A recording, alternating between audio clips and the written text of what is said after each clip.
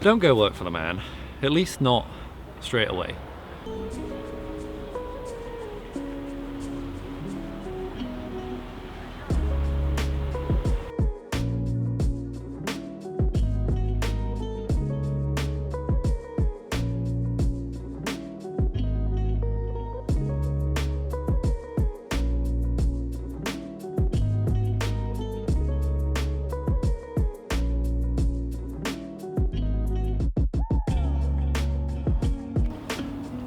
Whether it's science, engineering, or humanities, most people go to university or college to get great grades, to join some large corporate, to spend the next years of their life jumping between those large corporates, ultimately looking to climb that ladder to end up at that pinnacle position. Equally, there's a group of people at the end of college that have absolutely no idea that they want to do. They fall into some job ultimately, and they hope that at some stage it becomes rewarding and fulfilling. Both of these groups are chased by student loans. Both of these groups are looking ultimately for something that is fulfilling, whether it's financially, spiritually, or otherwise. Both of these groups probably lament the fact that it takes 3 years of experience just to get an entry-level position nowadays. It always struck me as strange that at the end of the day we plan our careers, we plan what we're going to be spending the majority of our lives actually doing, based on picking something that sounds good and then jumping into it and trying not to look back. When I was thinking about what job I wanted to do, I had absolutely no idea whether being a doctor meant that at some point you just get sick of treating your patients, or jumping into becoming a scuba diver. It makes you feel constantly under pressure. I had none of the answers to this sort of thing, and I think that is a bad approach.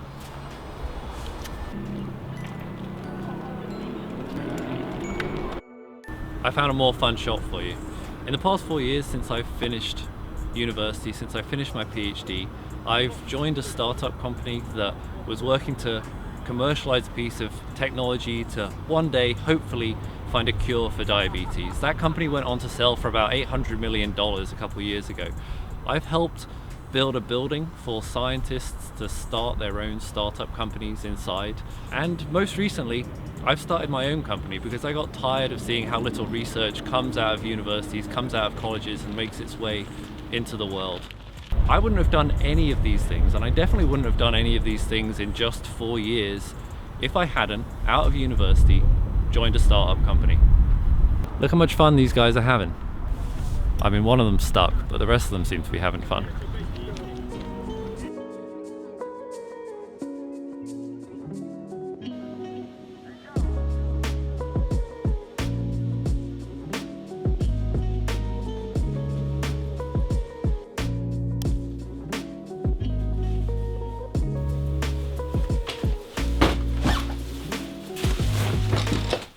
If you find yourself stranded on a desert island as a group, the best way to go about finding resources isn't to hold hands, walk around the island till you find something of interest. It's to split up, get the lay of the land, report back.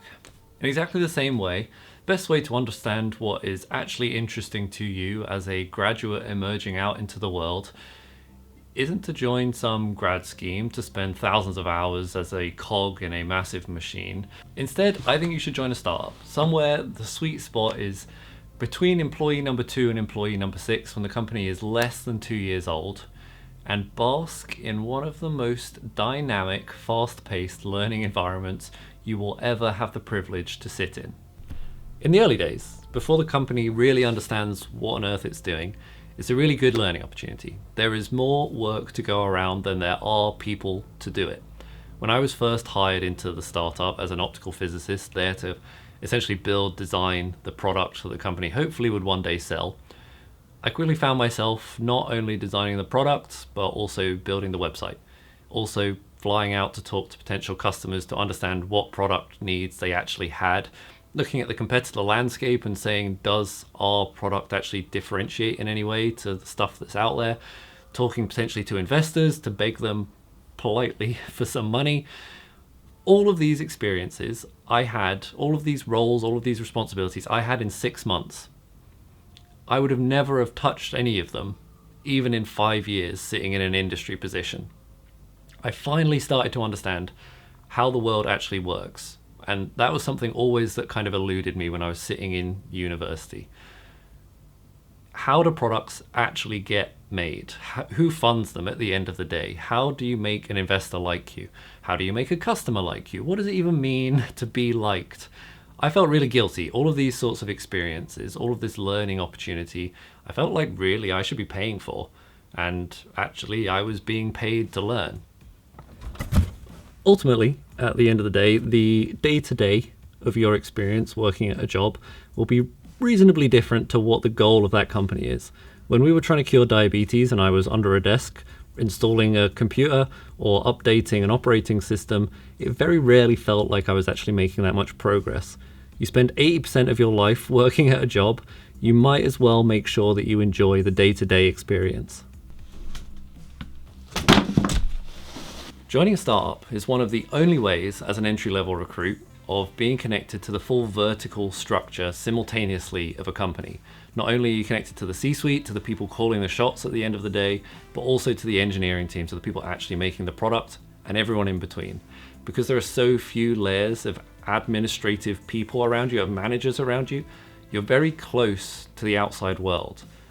That can feel very scary, but equally it's the best way to teach yourself how that outside world actually works.